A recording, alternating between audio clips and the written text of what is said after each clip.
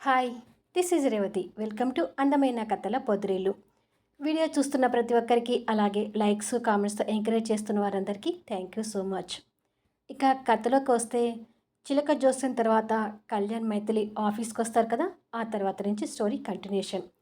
నీ తనుకై episode number 27. స్టాఫ్కి కూడా టెండర్ గెలిచిన విషయం తెలిసి పార్టీ అంటూ మేనేజర్ని అడుగుతుంటారు.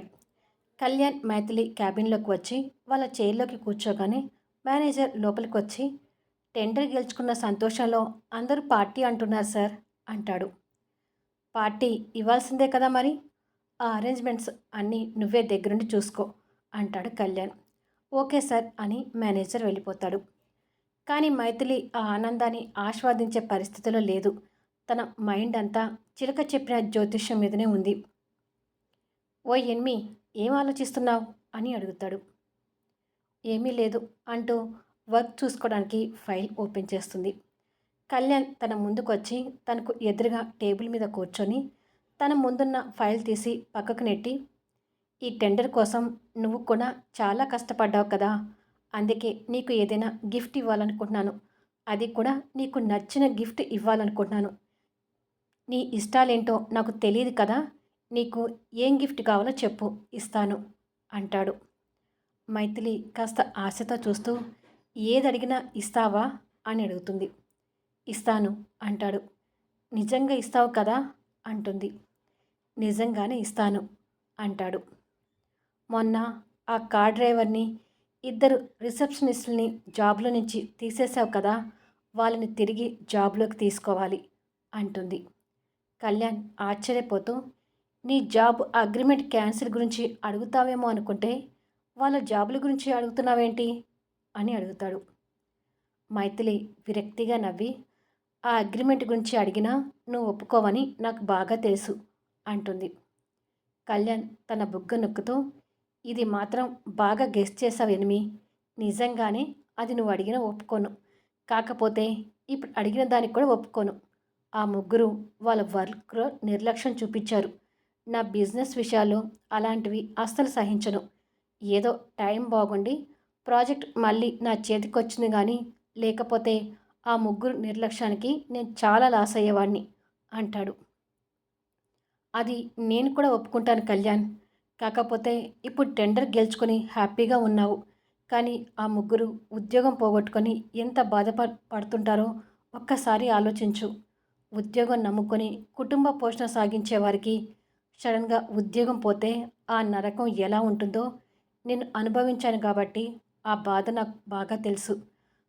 అది కూడా నా కారణంగా వాళ్ళ ఉద్యోగాలు పోవడం అంటే నాకు ఇంకా బాధగా ఉంది. నీకు నిజంగా నాకు గిఫ్ట్ ఇవ్వాలనుకుంటే ఈ గిఫ్ట్ ఇవ్వు, లేదంటే వదిలే అని అంటుంది. కళ్యాణ్ సమాధానం చెప్పకుండా మౌనంగా ఉంటాడు. సూర్యని ఈరోజు చెకప్కి తీసుకువెళ్ళేది ఉంది. ఇక నేను ఇంటికి వెళ్తాను కళ్యాణ్ అంటుంది. సరే, పార్టీ టైంకి రెడీగా ఉండు, వచ్చి తీసుకెళ్తాను అంటాడు. ఇంట్రెస్ట్ లేదు కళ్యాణ్, అలసిపోయి ఉన్నాను. సూర్యని హాస్పిటల్ చెకప్కి తీసుకువెళ్ళి వచ్చి రెస్ట్ తీసుకోవాలి. సో మళ్ళీ మార్నింగ్ కలుస్తాను, బాయ్ అని చెప్పి వెళ్తుంది. మైథిలి మాటలను కళ్యాణ్ ఆలోచిస్తుండగానే ఫోన్ కాల్ వస్తుంటుంది. ఆర్య అనే పేరు చూడగానే కళ్యాణ్ మొహంలో ఆనందం కనిపిస్తుంటుంది. ఆర్య అమెరికాలో కళ్యాణ్ క్లాస్మేట్ అయిన బెస్ట్ ఫ్రెండ్. కళ్యాణ్ ఆ 4 సంవత్సరాలు గ్రానీని, అర్జున్ని వదిలి ఓపికతో చదువు పూర్తి చేసి వచ్చాడంటే దానికి కారణం అక్కడ ఆర్యతో కలిగిన స్నేహమే. ఆ 4 సంవత్సరాల్లో ఫోన్ కాల్స్ ద్వారా ఆర్య గ్రానీకి, అర్జున్కి కూడా దగ్గరయ్యాడు. సో ఆర్య నుంచి కాల్ రాగానే కళ్యాణ్ సంతోషంతో ఫోన్ లిఫ్ట్ చేసి, ఈడియట్, ఎన్ని రోజులైందిరా నువ్వు నాకు ఫోన్ చేసి, ఇప్పుడు గుర్తొచ్చానా అని కాస్త కోపంగా అడుగుతాడు. ఆర్య అమెరికాలో అతని బంగ్లాలో కూర్చొని నవ్వుతూ మాట్లాడుతూ, ఏమో బాబు, ఇండియా వెళ్ళాక నీ మైథిలి పిచ్చిలో పడి నన్ను మర్చిపోయావేమో అనుకున్నాను అని అంటాడు నవ్వుతూ.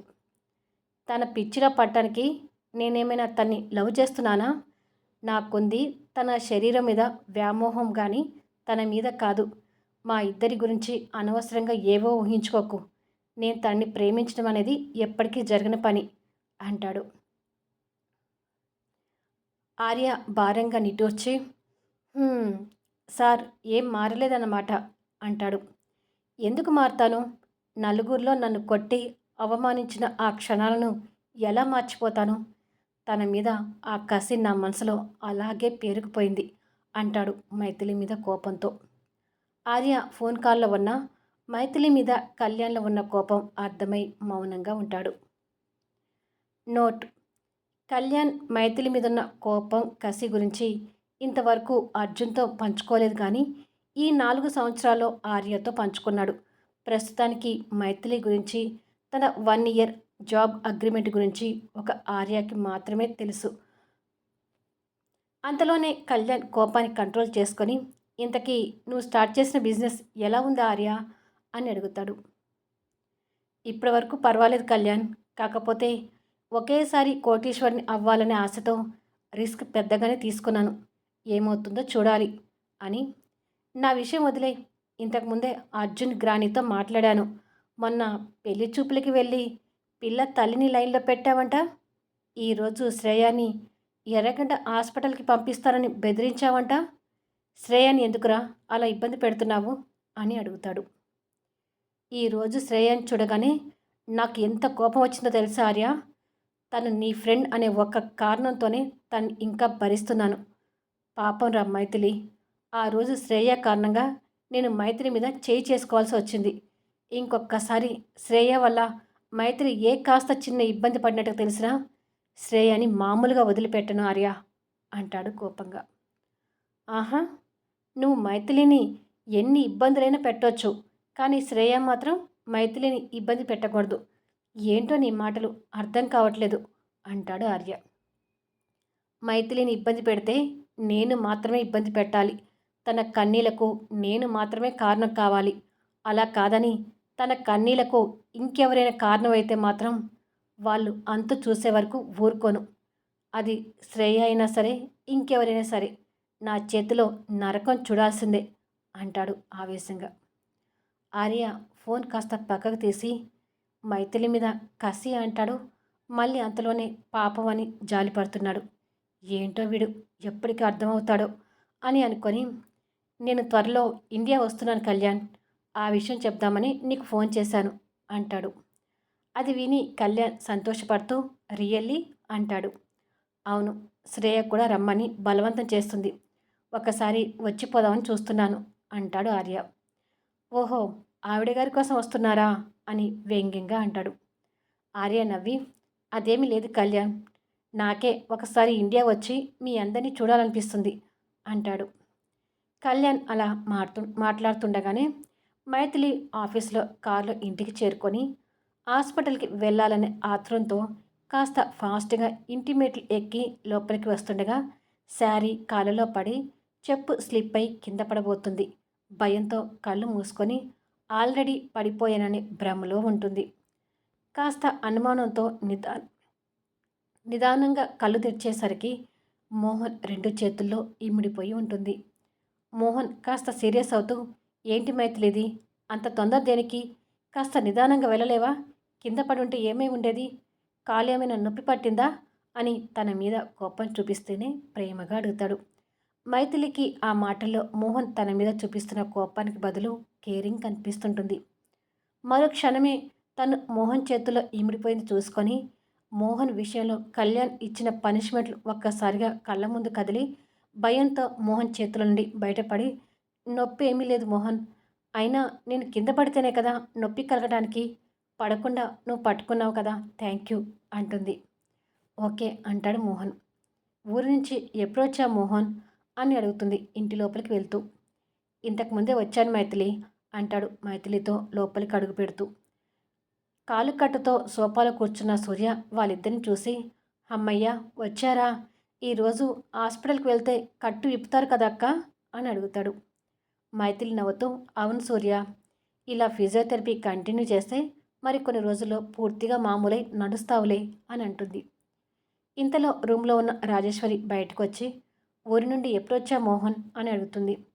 "ఇంతకుముందే వచ్చాను ఆంటీ" అంటాడు. "కూర్చో, కాఫీ తీసుకొస్తాను" అని కిచెన్లోకి వెళ్తుంది. ఇద్దరూ కలిసి, "సూర్యని హాస్పిటల్కి తీసుకెళ్దామా మైథిలి" అని అడుగుతాడు మోహన్. ఆ మాటకి మైథిలి ఒక్కసారిగా ఉలిక్కిపడి, అమ్మో! కళ్యాణ్ మా ఇద్దరిని మళ్ళీ ఎక్కడైనా చూశాడంటే, ఈసారి నన్ను పేషెంట్‌ని చేసి ఐసీయూ బెడ్ మీద పడేస్తాడేమో!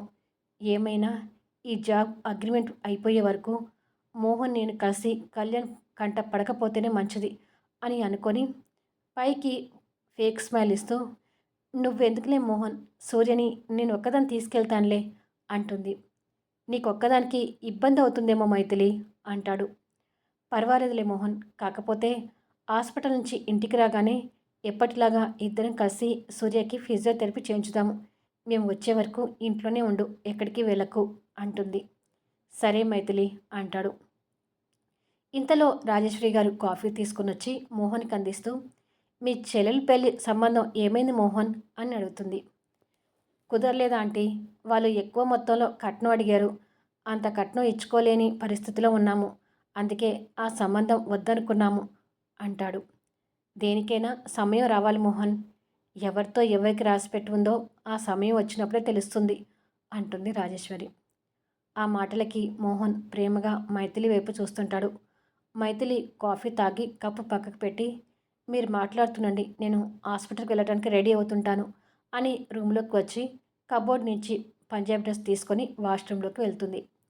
మరి కొద్దిసేపటికి క్యాబ్‌లో హాస్పిటల్‌కి చేరుకొని సూర్యని వీల్‌చైర్‌లో కూర్చోబెట్టుకొని డాక్టర్ రూమ్‌కి తీసుకెళ్ళేసరికి అక్కడ కళ్యాణ్ అప్పటికే డాక్టర్ దగ్గర సూర్య గురించి మాట్లాడుతుంటాడు.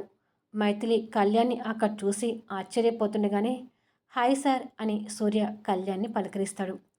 "హాయ్ సూర్య" అని కళ్యాణ్ కూడా సూర్యని బదులు పలకరిస్తాడు. వామ్మో! ఇంక నయం, మోహన్‌ని హాస్పిటల్‌కి తీసుకురావకపోవడం చాలా మంచిదైంది అని అనుకుంటుంది మైథిలి. మైథిలి పక్కకు నిలబడితే కళ్యాణి డాక్టర్‌తో మాట్లాడి సూర్యకి చెకప్ చేయిస్తుంటాడు. కొద్దిసేపటికి డాక్టర్ సూర్యకి కట్టు విప్పితే నర్స్ సూర్యని ఎక్స్‌రే రూమ్‌కి తీసుకెళ్తుంది. మేనేజర్ ఫోన్ కాల్ రింగ్‌తో కళ్యాణ్ డాక్టర్ రూమ్ నుంచి బయటకొచ్చి ఫోన్ మాట్లాడుతుంటాడు. మైథిలి కూడా కళ్యాణ్ వెనుక బయటకొస్తుంది. "నేను మధ్యలో వచ్చి జాయిన్ అవుతాను. మీరు పార్టీ స్టార్ట్ చేయండి" అని చెప్పి ఫోన్ పెట్టేసి, "ఏంటెనిమి, హాస్పిటల్‌కి ఎందుకొచ్చానా అని చూస్తున్నావా?" అని పక్కకు వచ్చి నిలబడిన మైథిలి వైపు చూడకుండానే ఫోన్ వైపు ఏదో చూస్తూ అడుగుతాడు. "అవును కళ్యాణ్, పార్టీ వదులుకొని హాస్పిటల్‌కి ఎందుకొచ్చావు?" అని అడుగుతుంది. కళ్యాణ్ ఫోన్ పాకెట్లో పెట్టుకొని తన వైపు చూస్తూ, "నువ్వు నాకు దగ్గరయ్యే ఏ చిన్న అవకాశం కూడా నేను మిస్ చేసుకోదలుచుకోలేదు. నేను ఇలా మీ ఫ్యామిలీకి దగ్గరైతే నువ్వు నాకు దగ్గరయ్యి నా కోరికలు తీరుస్తావేమోనని చిన్న ఆశ" అంటాడు.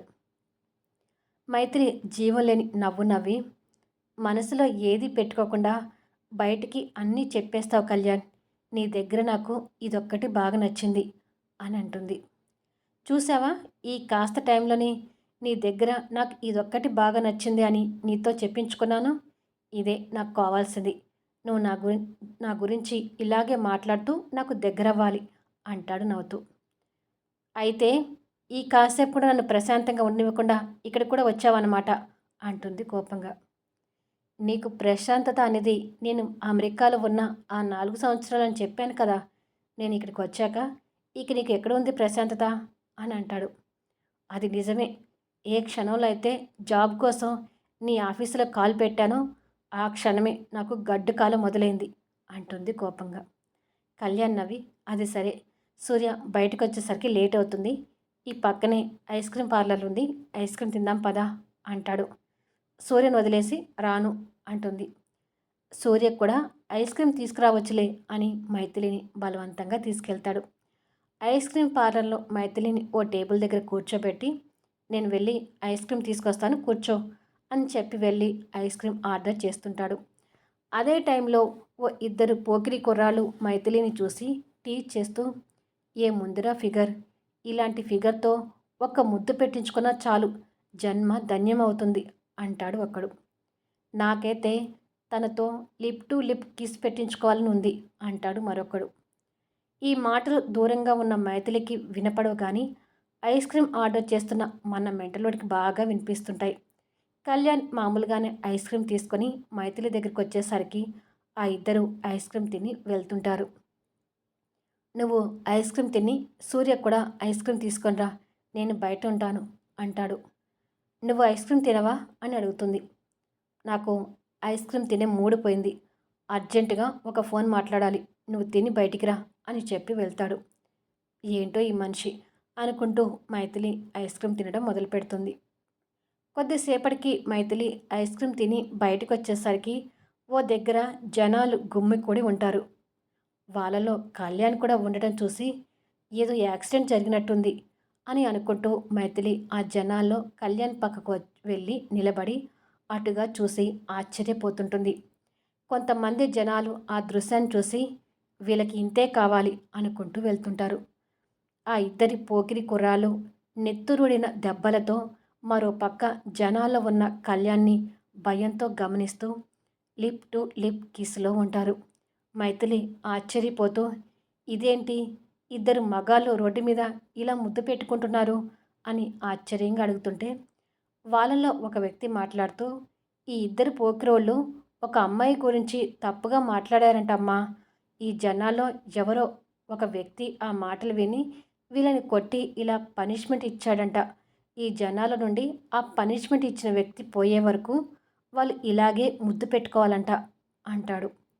ఓ అలాగా అని మైథిలి పక్కనే ఉన్న కళ్యాణ్ వైపు కోపంగా చూస్తూ, ఆ వ్యక్తి ఎవరో కానీ వీళ్ళకి భలే బుద్ధి చెప్పాడు. ఆడవాళ్ళని ఏడిపించే వాళ్ళకి ఇలాంటి శాస్తి జరగాల్సిందే అంటుంది కళ్యాణ్ ఉద్దేశిస్తూ. నన్ను అన్నది చాలే గాని సూర్య ఎదురు చూస్తుంటాడు, వెళ్దాంరా అని మైథిలి చేపట్టుకొని వెళ్తుంటాడు. మైథిలి ఆ ఇద్దరి పోకిరిగాల్ని చూస్తూ వెళ్తుంటే కళ్యాణ్ వెళ్ళిపోవడం చూసి ఆ పోకిరిగాళ్ళు ఆ ముద్దు నుంచి విడిపోయి ఊపిరి పీల్చుకుంటారు. మైథిలికి అప్పుడు అర్థమై కళ్యాణ్ వైపు షాక్ అయి చూస్తుంటుంది. అంటే ఆ పనిష్మెంట్ ఇచ్చింది కళ్యాణి అని మైథిలికి కూడా అప్పుడు అర్థమవుతుంది.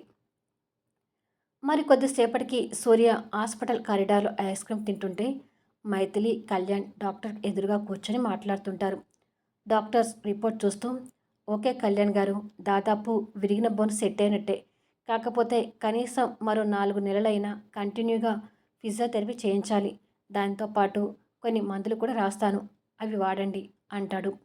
మరికొన్ని నిమిషాలకి కళ్యాణ్ క్యాబ్ బుక్ చేసి, స్టాఫ్ పార్టీ ఉంది కదా, నేను అక్కడికి వెళ్ళాలి, అందుకే మిమ్మల్ని ఇంటి దగ్గర డ్రాప్ చేయలేకపోతున్నాను అంటాడు. మైథిలి మనసులో మాట్లాడుకుంటూ, మంచి పని చేశావు. అసలు ఇంటి దగ్గర మోహన్ మా కోసం ఎదురు చూస్తుంటాడు. ఇప్పుడు మోహన్ని మా ఇంట్లో చూసావంటే అంతే సంగతులు. ఏంటో నా కర్మ, ఏ తప్పు చేయకపోయినా నీ మెంటలకు భయపడాల్సి వస్తుంది అని తిట్టుకుంటూ ఉండగా క్యాబ్ వచ్చి ఆగుతుంది. కళ్యాణ్ నిదానంగా సూర్యని క్యాబ్లో కూర్చోబెట్టి, టేక్ కేర్ సూర్య, బాయ్ అంటాడు. బాయ్ సార్ అంటాడు సూర్య కూడా బదులుగా. బాయ్ మైథిలి, రేపు ఆఫీసులో కలుద్దాం అని సూర్య పక్కన కూర్చున్న మైథిలికి చెప్తాడు. కొద్దిసేపటికి మైథిలి వాళ్ళ ఇంటికి చేరుకుంటే కళ్యాణ్ పార్టీకి వెళ్తాడు.